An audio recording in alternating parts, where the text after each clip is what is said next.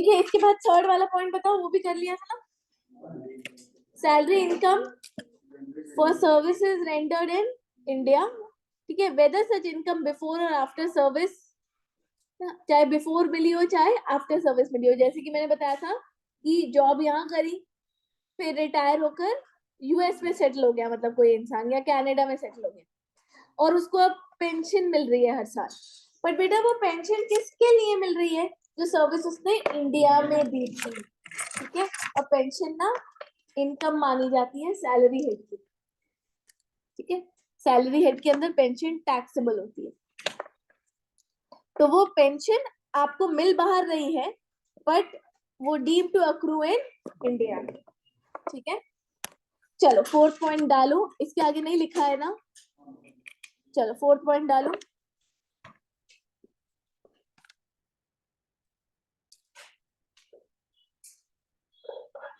लिखो,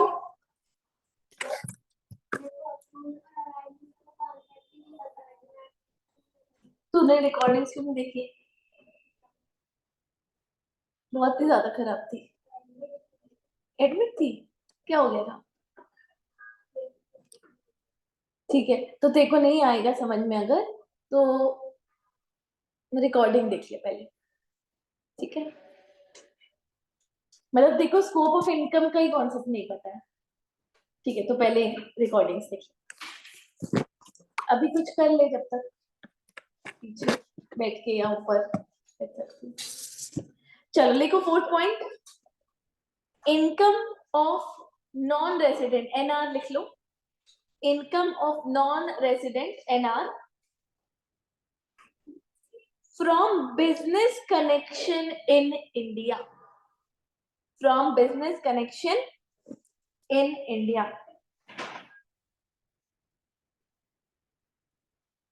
ठीक है, अगर नॉन रेसिडेंट का बिजनेस कनेक्शन इंडिया में है और उससे इनकम हो रही है उसको, तो वो डीम टू अक्रू और राइज इन इंडिया मानी जाएगी। अब बेटा बिजनेस कनेक्शन को भी डिफाइन किया गया है, पहले इंटर के करिकुलम में था पूरा बिजनेस कनेक्शन का मतलब, अब उन्होंने मॉड्यूल से उसको हटा दिया। ठीक है, बट कौन कौन सी चीजें बिजनेस कनेक्शन नहीं है वो अभी तक मॉड्यूल के अंदर है, वो आधा हटाया उन्होंने, आधा हटाना भूल गए। ठीक है, तो हम तो समझना पड़ेगा कि बिजनेस कनेक्शन क्या होता है, तभी हम ये समझ पाएंगे कि कौन कौन सी चीजें बिजनेस कनेक्शन नहीं है। क्लियर है क्या? ठीक है, तो मैं तुम लोग को बहुत शॉर्ट में बिजनेस कनेक्शन बता देती हूँ, बहुत सिंपल है। देखो समझो, कोई बाहर का नॉन रेसिडेंट है, मिस्टर हैरी पॉटर। ठीक है, वो, ये इंडिया है, वो इंडिया से सामान बस मंगवा रहा है। ठीक है ना? तो क्या ये बिजनेस कनेक्शन माना जाएगा? वो सिर्फ इंडिया से सामान मंगवाता है, ठीक है, या वो एक्सपोर्ट करता है इंडिया में सामान, ये बिजनेस कनेक्शन नहीं है। एक्सपोर्ट करना बिजनेस कनेक्शन नहीं है, तो बिजनेस कनेक्शन है क्या? मिस्टर हैरी ने इंडिया में एक एजेंट अपॉइंट कर दिया। क्या अपॉइंट कर दिया? एजेंट। ये एजेंट यहां रहकर हैरी के बिहाफ में कॉन्ट्रैक्ट एंटर करता है। ठीक है, हैरी के बिहाफ में यहाँ पे स्टॉक मेंटेन करता है। मान लो हैरी यहाँ पे सेल करता होगा, तो ये एजेंट है मिस्टर मोहन। ठीक है, हाँ कंसाइनी जैसा। मोहन यहाँ पे स्टॉक मेंटेन करता है हैरी के बिहाफ में, और हैरी जहां जहां भी बोलता है उसको रेगुलरली सप्लाई करता है इंडिया में। क्लियर है? या फिर वो ऑर्डर कलेक्ट करता है, ऑर्डर्स लेता है, ऑर्डर दिलवाने का काम करता है हैरी को। समझ में आया? वो यहाँ रहता है और वो यहाँ पर हैरी के बिहाफ में सेल पिच कर रहा है। समझ में आया? हैरी को क्या दिलवा रहा है? ऑर्डर्स। तो ये क्या है? ये बिजनेस कनेक्शन है। अब इस एजेंट के थ्रू हैरी को जो भी इनकम हो रही है, वो इनकम डीम टू अक्रू और राइज इन इंडिया। समझ गए हो? ठीक है, तो फटाक से बिजनेस कनेक्शन का मतलब लिख लो। ठीक है, लिखो, business connection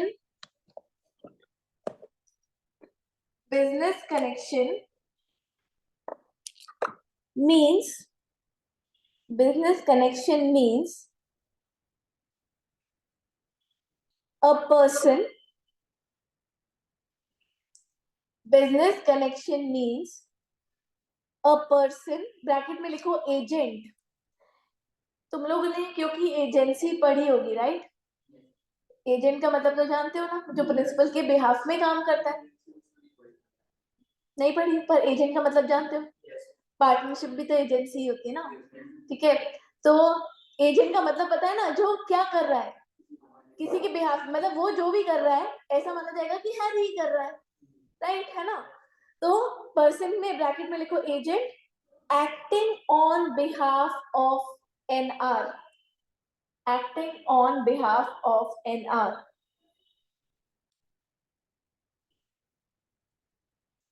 ठीक है, अब वो 3 चीजें कर सकता है हैरी के बिहाफ में. तो फर्स्ट पॉइंट डालो इसके नीचे, हैबिचुअली. हैबिचुअली मतलब regularly. conclude contract on behalf of NR. Conclude contract on behalf of NR. Second point डालो,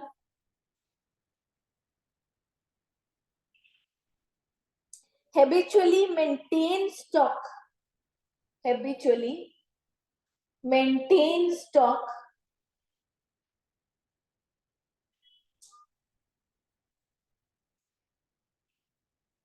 from which he regularly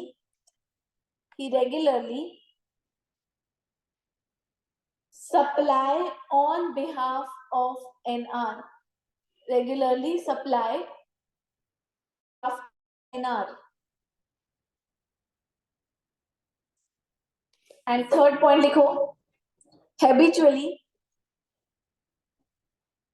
secure order. Habitually secure order in India. Habitually secure order in India.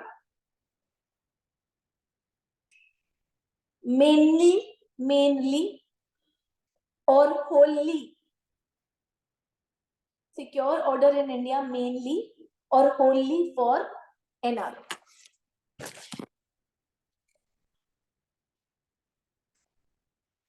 इतनी बातें clear हुई business connection से related. Business connection के through NR को जो भी income होगी वो अक्रूड और राइज इन इंडिया मानी जाएगी. पर बेटा अब कुछ चीजें बिजनेस कनेक्शन के मतलब से बाहर कर दी गई है. मतलब वो चीजें बिजनेस कनेक्शन नहीं मानी जाएंगी. मतलब उससे जो भी इनकम होगी वो अक्रूड इन इंडिया नहीं मानी जाएगी. क्लियर है क्या? ठीक है, तो 4 पॉइंट्स है ना. एक एक लिखवाती भी जाती हूँ, समझाती भी जाऊंगी. ठीक है, लिखो, हेडिंग डालना, मतलब इसी के अंदर इन फॉलोइंग केसेस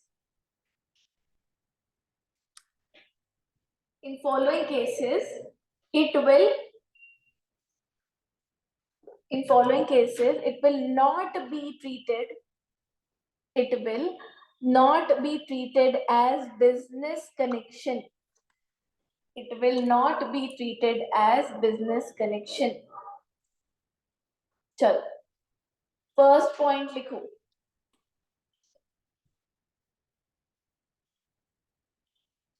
परचेज.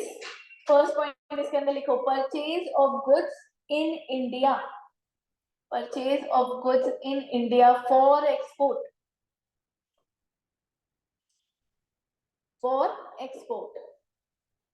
देखो, मोहन जो है एजेंट है हैरी का, ठीक है, पर वो बेटा इंडिया में रहकर कर क्या रहा है हैरी के लिए? सिर्फ वो गुड्स खरीद रहा है और हैरी को भेज दे रहा है.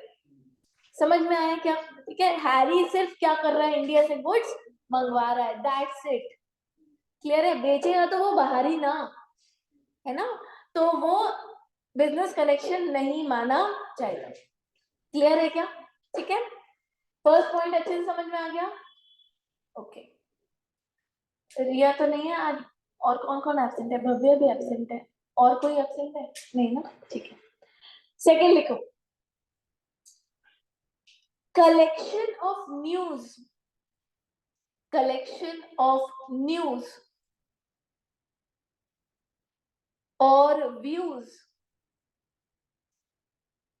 कलेक्शन ऑफ न्यूज और views for transmission, for transmission outside India. ठीक है, समझ में आया? देखो, एजेंट अपॉइंट किया हुआ है यहाँ पर उसने, मान लो हैरी एक न्यूज चैनल चलाता है बाहर, ठीक है, और वो एजेंट अपॉइंट किया हुआ है जो यहाँ से न्यूज कलेक्ट करता है और बस हैरी को क्या कर देता है, भेज देता है। क्लियर है क्या? ठीक है, या कोई व्यूज कलेक्ट कर रहा है बस वो यहाँ से, जो कि वीडियो कहाँ चल रहा है, न्यूज कहाँ चल रही है, ट्रांसमिट कहाँ हो रही है, बाहर। ठीक है, तो उसके लिए भी बिजनेस कनेक्शन माना नहीं जाएगा। क्लियर है? ये दो पॉइंट्स क्लियर हो गए अच्छे से। ठीक है, अब तीसरा पॉइंट है मूवीज से रिलेटेड, फिल्म से related.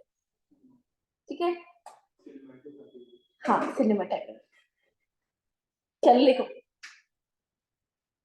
Third, shooting of film, shooting of film और मूवी, शूटिंग ऑफ फिल्म और मूवी इन इंडिया। अब यहाँ पर इतना ही नहीं है, सिर्फ इसमें एक शर्त भी है। देखो, कोई नॉन रेसिडेंट इंडिया आया, मूवी बना रहा है, बहुत सारे बाहर की मूवीज यहाँ पर इंडिया में शूट होती हैं, जैसे यहाँ की मूवीज बाहर जाके शूट होती हैं। ठीक है, तो नॉन रेसिडेंट हैरी आया यहाँ पर, मूवी बना रहा है। ठीक है, पर शर्त क्या है कि नॉन रेसिडेंट जो है, जो बाहर से आया है, वो इंडियन सिटीजन नहीं होना चाहिए। अगर वो इंडिविजुअल है, देखो क्या है, मूवी बनाना एक इंडिविजुअल भी कर सकता है, कोई फर्म है वो मूवी बना रही है तो वो भी कर सकती है। तो फर्म के केस में शर्त यह है कि जो पार्टनर है वो इंडियन सिटीजन नहीं होने चाहिए। और कोई कंपनी भी तो मूवी बना सकती है ना, ये जितनी भी रेड चिली है, ये सब कंपनीज है ना, ये सब कंपनीज है। तो अगर कंपनी मूवी बना रही है तो कंपनी के जो शेयर होल्डर्स हैं वो इंडियन सिटीजन नहीं होने चाहिए। ठीक है, ये शर्त है। ठीक है, तभी हम बिजनेस कनेक्शन नहीं मानेंगे। बात समझ में आई अच्छे से? हाँ, चलो लिख लो, फिर पॉइंटर्स बना के लिख लो इसके अंदर। वो हाँ, उस पिक्चर से जो इनकम आ रही है वो टैक्सेबल नहीं होगी उसके हाथ में। ठीक है, हाँ, अगर वो इंडियन सिटीजन है और बाहर से आकर इंडिया में शूटिंग कर रहा है तो उस पिक्चर से जो पैसे कमा रहा है वो टैक्सेबल हो जाएगा। पर अगर इंडियन सिटीजन नहीं है तो वो टैक्सेबल नहीं है। ठीक है, क्लियर है? फिर जो पिक्चर वो यहाँ पे दिखाएगा थिएटर में, उससे जो पिक्चर पैसे कमाएंगे वो तो इंडिया में टैक्सेबल है ही ना, वो तो अक्रूड इन इंडिया ही होगा ना। ठीक है, चलो, क्या लिखा तुम लोगों ने, शूटिंग ऑफ मूवी और फिल्म इन इंडिया। अब इसमें पॉइंटर्स बना लो, है ना, इसी के अंदर ए बी सी ऐसे पॉइंटर्स बना लो। First, if such NR is individual, if such NR is individual, not a citizen of India, not a citizen of India, अगर इंडिविजुअल फिल्म बनाने आ रहा है वो इंडिविजुअल सिटीजन नहीं होना चाहिए। इसका बी वाला पॉइंट लिखो, इंडिया के आगे और लिख देना, फिर बी वाला पॉइंट लिखना। ठीक है, और B point, firm, firm which does not have, which does not have any partner, which does not have any partner who is citizen of India, does not have any partner who is citizen of India. Okay, इसी में B point में ही continue करना, और who is resident of India, और who is resident of India, जो firm का partner है वो ना ही इंडियन सिटीजन होना चाहिए ना ही इंडियन रेसिडेंट होना चाहिए। क्लियर है क्या? और सी पॉइंट लिखो, और लिखने के बाद फिर सी पॉइंट लिखो। सी पॉइंट में कंपनी के बारे में बात करेंगे। और a company which does not have any shareholder, who is citizen of India, or resident of India.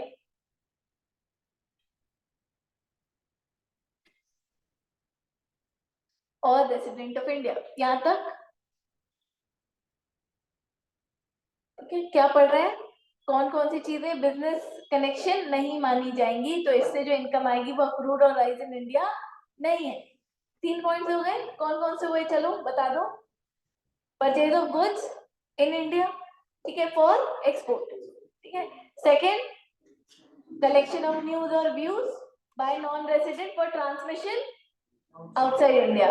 Third, shooting of movie और फिल्म, ठीक है। शर्त क्या है?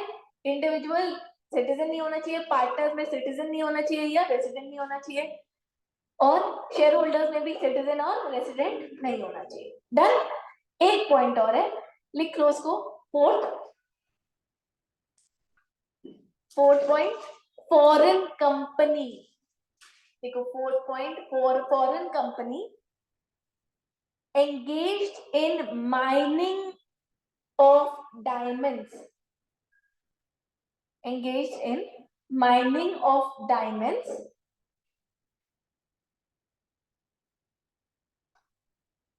डिस्प्लेस, ठीक है, डिस्प्लेस या एग्जिबिट भी लिख सकते हो। एग्जीबिशन समझते हो ना, कि सिर्फ दिखाना, डिस्प्ले करना। डिस्प्लेस अनकट, UNCUT, अनकट, ठीक है, और अनअसॉर्टेड, अनकट और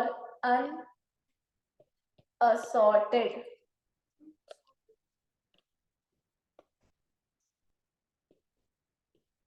डायमंड्स,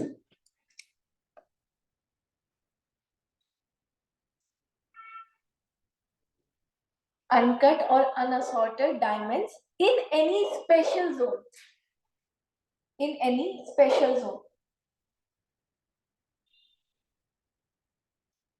देखो इंडिया में कुछ कुछ एरियाज गवर्नमेंट ने स्पेशल जोन की तरह मार्क करके रखे हुए हैं। हाँ, SEZ है, हाँ SEZ, ठीक है, जो कि इंडिया ऐसा माना जाता है कि वो फॉरेन नहीं है, क्योंकि वहां पे जितना भी प्रोडक्शन वगैरह होता है वो सब बाहर के देशों के लिए ही किया जाता है, ठीक है। ऐसे एरियाज में कोई फॉरेन कंपनी आकर अनकट और अनअसॉर्टेड मतलब जो जैसे खुदाई होती है ना डायमंड्स की रॉ फॉर्म में, जिसकी अभी कटिंग नहीं हुई, ठीक है, जो घिसा जाता है, कटिंग होती है, तब जाके वो शेप में आता है, ठीक है, तो अभी वो शेप में नहीं है, ठीक है। तो ऐसे डायमंड्स को उन्होंने सिर्फ क्या किया है, एग्जिबिट किया है, डिस्प्ले किया है स्पेशल जोन में आकर, तो फिर बिजनेस कनेक्शन नहीं माना जाएगा। समझ गए क्या? ठीक है, क्लियर हो गया है ना। तो यहाँ पर अपना बिजनेस कनेक्शन वाला पॉइंट क्या होता है, खत्म। क्या मेन पॉइंट था कि बिजनेस कनेक्शन से जो इनकम NR को होगी उसको क्या माना जाएगा, अक्रूड और राइज इन इंडिया। हमने देख लिया बिजनेस कनेक्शन क्या होता है, कौन सा बिजनेस कनेक्शन नहीं। डन, ठीक है, चलो। नहीं, अक्रूड इन इंडिया नहीं मानेगा। बिजनेस कनेक्शन फोर्थ पॉइंट था। अब आ जाओ अपन फिफ्थ पॉइंट समझते हैं, ठीक है।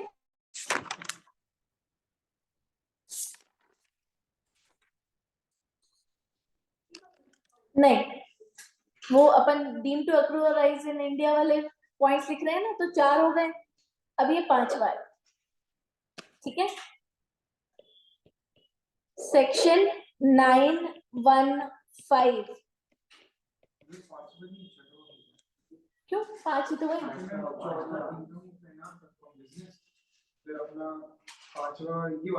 ये 5वां बेटा बिजनेस कनेक्शन के ही पॉइंट्स हैं कि कौन कौन सी चीजें बिजनेस कनेक्शन नहीं मानी जाएंगी। ठीक कर उसको, ठीक है, हाँ। फिफ्थ है इंटरेस्ट। ठीक है, अब तुम लोग अच्छे से समझना है ना, पहले समझ लो फिर लिख लेना, मेरे को कोई पैराग्राफ इसमें नहीं लिखवाना है, एक चार्ट ही बनाएंगे, तो पहले मैं समझा देती हूँ फिर तुम लोग लिख लेना उसको। ठीक है, अगेन अपन मिस्टर हैरी पॉटर का एग्जांपल लेते हैं। कौन है हैरी पॉटर? नॉन रेसिडेंट है। ठीक है, क्या बेटा? Non resident. ठीक है, अब बेटा मान लो कि हैरी पॉटर के पास बहुत पैसा है ना, ठीक है, जो एक्टर है मेन उसके पास तो है।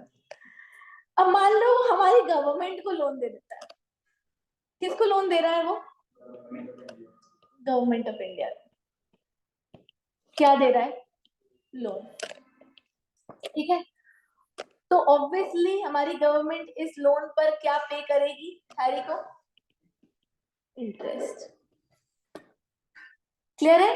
अब हैरी ने गवर्नमेंट ऑफ इंडिया को लोन दिया, नॉन रेसिडेंट ने गवर्नमेंट ऑफ इंडिया को लोन दिया, तो नॉन रेसिडेंट को जो इंटरेस्ट मिल रहा है वो मान लिया जाएगा अक्रूड और राइज इन इंडिया। ठीक है, ये पॉइंट समझ में आया क्या? ये जो इंटरेस्ट है deemed to be accrued in India. ठीक है, ये एक पॉइंट है। अभी दो पॉइंट इसमें और है। ये फर्स्ट केस था। सेकंड केस में मान लो हैरी ने लोन ही दिया है बट किसी रेसिडेंट इंडियन को दिया है, resident of India, resident in India कर देते हैं, रेसिडेंट इन इंडिया को उसने क्या दिया है? लोन। लोन दिया है और रेसिडेंट उस पे क्या दे रहा है? इंटरेस्ट। ठीक है, तो ये इंटरेस्ट भी क्या मान लिया जाएगा? ठीक है, पर इसका एक एक्सेप्शन है। इसका एक्सेप्शन ये है कि मान लो वो रेसिडेंट इस लोन के पैसों को यूज बाहर ही करता है। ठीक है, वो इंडियन रेसिडेंट है, जैसे मान लो मुझे दिया, हैरी ने किसको लोन दिया? मुझे। ठीक है, अब अगर मैंने वो पैसा इंडिया में ही यूज किया और मैं उस पैसों पर, उस लोन पर हैरी को क्या दे रही हूँ? इंटरेस्ट, तो वो हैरी के हाथ में अक्रूड इन इंडिया है, हैरी के हाथ में टैक्सेबल इन इंडिया है। बट मान लो कि मैंने, मेरा एक कनाडा में भी बिजनेस चालू है, दुबई में भी चालू है। ठीक है, तो मैंने वो पैसा, वो लोन का पैसा इंडिया में यूज नहीं किया, मैंने वो पैसा यूज किया for my business in Dubai and Canada. ठीक है, तो जो मैं इंटरेस्ट पे कर रही हूँ हैरी को वो टैक्सेबल इन इंडिया नहीं होगा। ठीक है, अच्छे समझ में आया? हाँ, मैं यहाँ पे लिख देती हूँ इसका सेकेंड वाले पॉइंट का exception.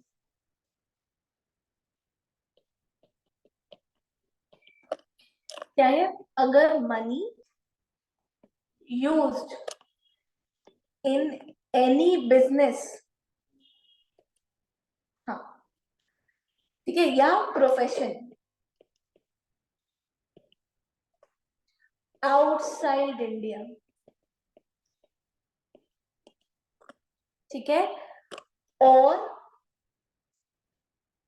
Earning any income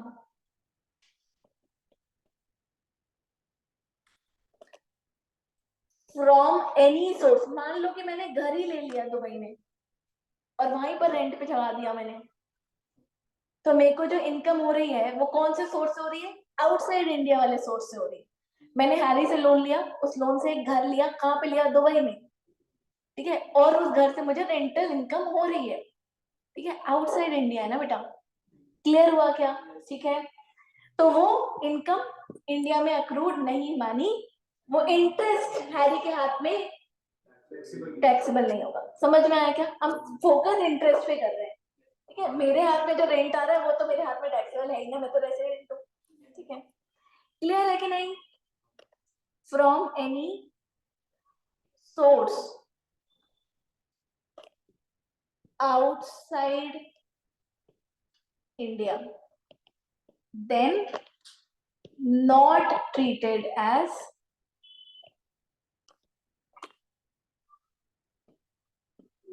accrued in India.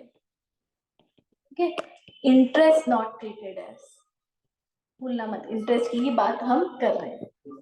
ठीक है, ये सेकेंड केस था, है ना.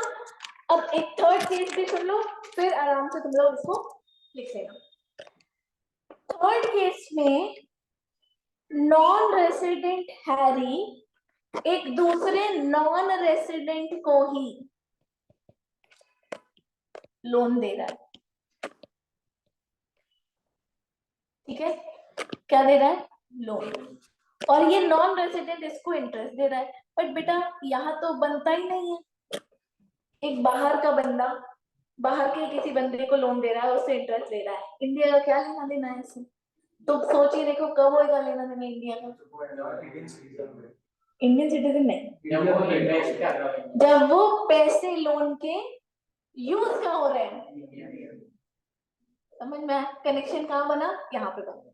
समझ में आया? तो यहाँ पर हम लिखेंगे money used in any business और प्रोफेशन. वो कहाँ यूज हो रहा है? यहाँ पर कोई बिजनेस या प्रोफेशन में यूज हो रहा है. ठीक है, carried by non resident in India. ठीक है, ये जो नॉन रेसिडेंट है ना, जैसे कि इसका नाम रख देते हैं, क्या नाम होता है फॉरेनर का यार? रॉन. क्लियर है? Money use in any business profession carried on by NR. यहाँ पे किस एनआर की बात हो रही है? रॉन की. रॉन वो पैसे यहाँ पे किसी बिजनेस या प्रोफेशन में यूज कर रहा है. ठीक है, तो फिर क्या माना जाएगा? ये जो इंटरेस्ट है वो मान लिया जाएगा. हाँ, then such interest will be deemed to accrue in India. ठीक है, तीनों केसेस समझ में आ गए? चलो अब तुम लोग इसको लिख सकते हो.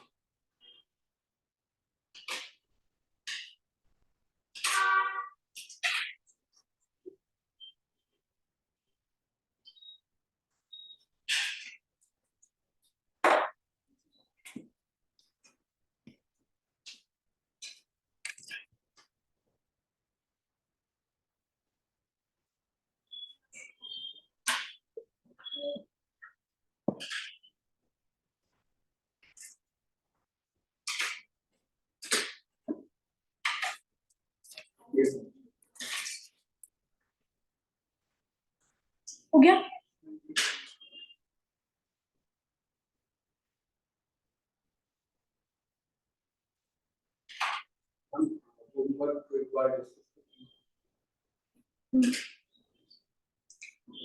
क्या था, क्या दिया था मैंने उनको?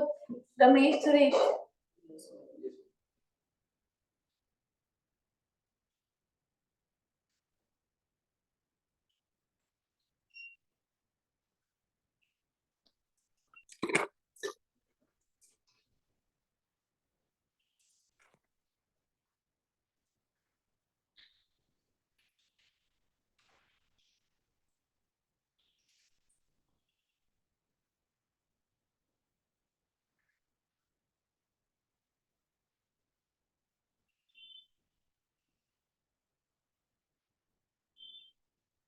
नए मॉड्यूल्स आ गए। नाइस। अच्छा कर दिया इन लोग का भी, मॉड्यूल्स का भी।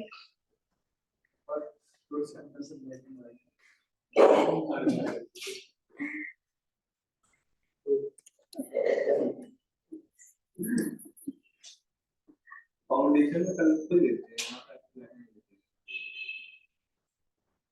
मोटी होती है ना इंटरव्यू बुक। Cost cutting. वैसे इंटर में बच्चे भी तो कम होते हैं।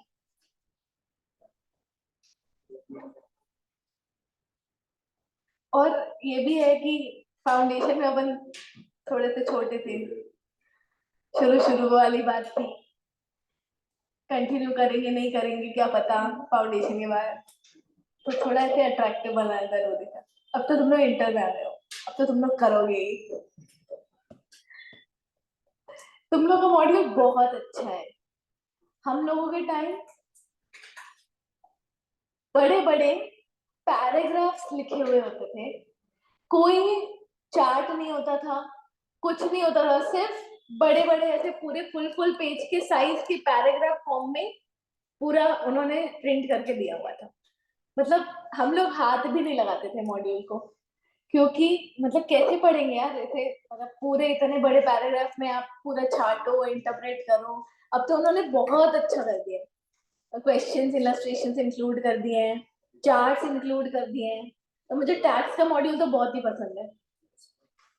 मतलब मेन पॉइंट है उसको अलग हाईलाइट किया हुआ है, समरी बनाई हुई है चैप्टर्स के एंड में। मतलब इंस्टीट्यूट सही में स्टडी मटेरियल पे तो मेहनत कर रहा है। मैम आप लोग रूल्स अलग से रेफर कर लेते हैं कि रूल्स आपको स्टडी मटेरियल में मिल जाते हैं।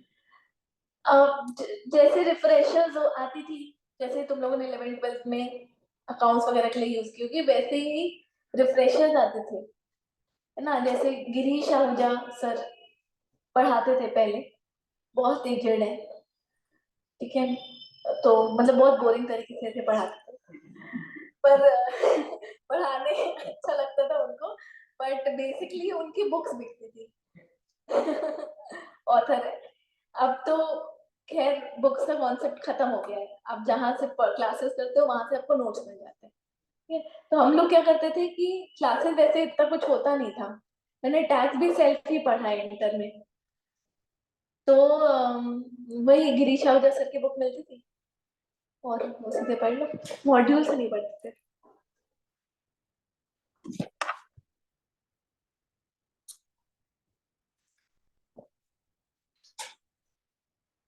अभी भी इंस्टीट्यूट के वो जो सीपी मीटिंग होती है, क्या होता है, सीपी आवर्स होते हैं जो आपको कंप्लीट करने होते हैं एक साल के अंदर, आफ्टर बिकमिंग चार्टर्ड अकाउंटेंट। हर साल का मैंडेटरी होता है, क्योंकि इंस्टीट्यूट चाहता है कि आप अपडेटेड रहो एज अ चार्टर्ड अकाउंटेंट।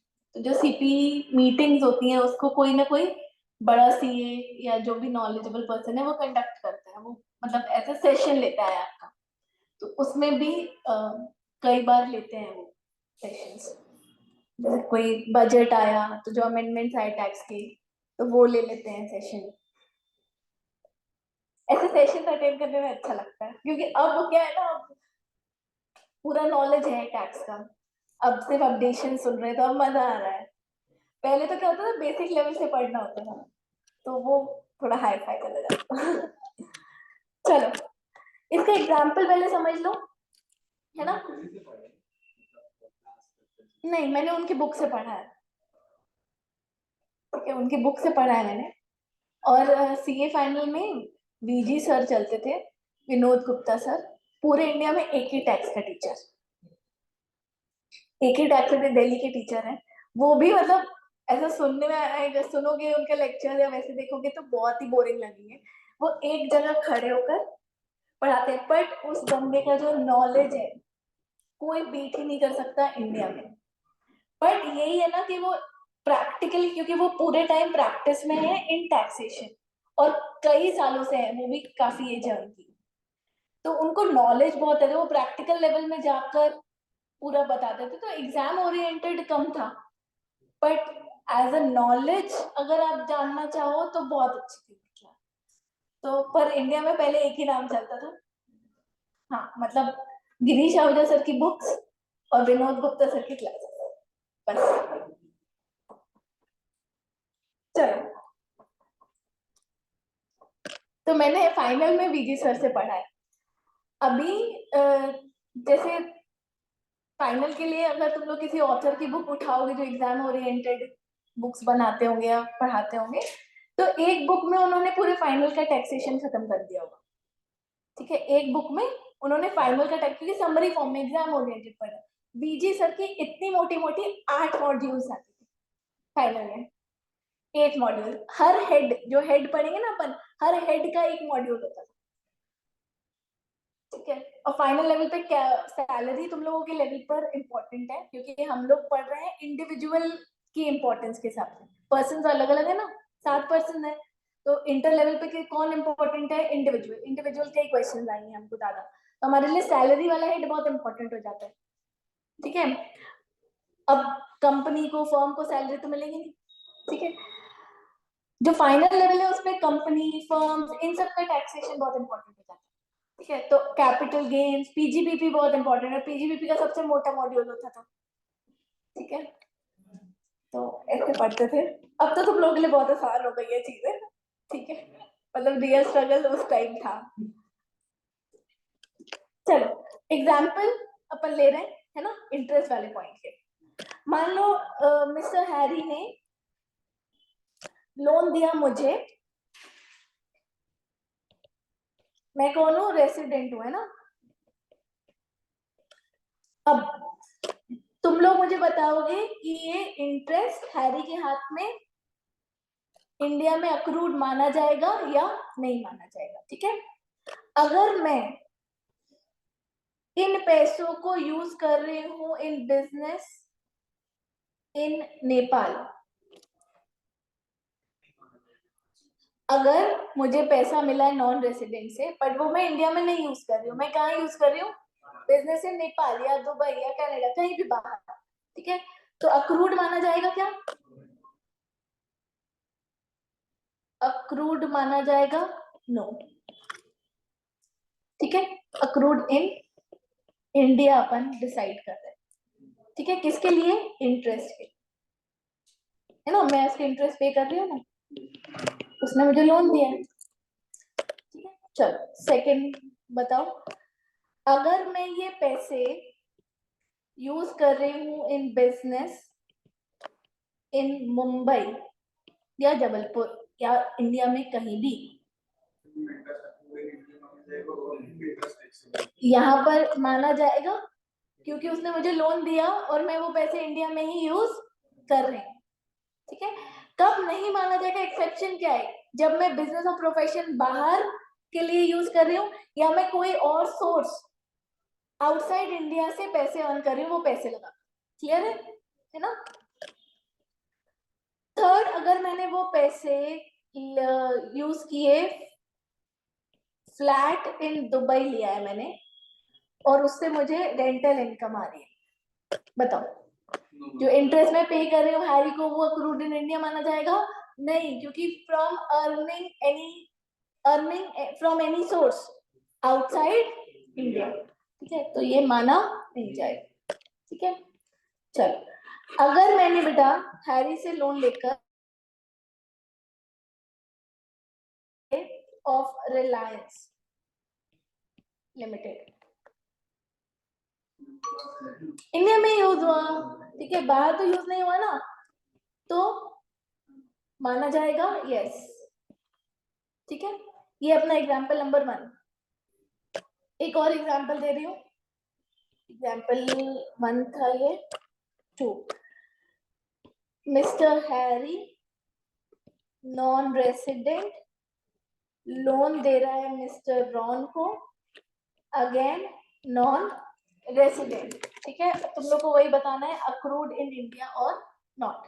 ठीक है, ये पैसे रॉन यूज कर रहा है, use in business in USA. Ron use कर रहा है, बाहर का बंदा, बाहर वाले बंदे को पैसे दे रहा है, वो पैसे यूज भी बाहर हो रहे हैं, इंडिया को कोई लेना देना ही नहीं है। ठीक है, तो यहाँ पे नो हो जाएगा। ठीक है, चलो अब तुम लोग मुझे सेकंड वाला बताओगे, मैं बिल्कुल हेल्प नहीं करूंगी। यूज हो रहे हैं for business in Jabalpur, India में यूज हो रहे हैं पैसे। ठीक है, यस, अक्रूड इन इंडिया। चलो थर्ड बताओ, use for acquiring shares of Reliance Limited। यहाँ पे अब तुम लोगों ने गलती करी, मैंने जो चार्ट बनवाया उसमें जाके पढ़ो, non resident to non resident वाले पॉइंट में मैंने क्या लिखवाया।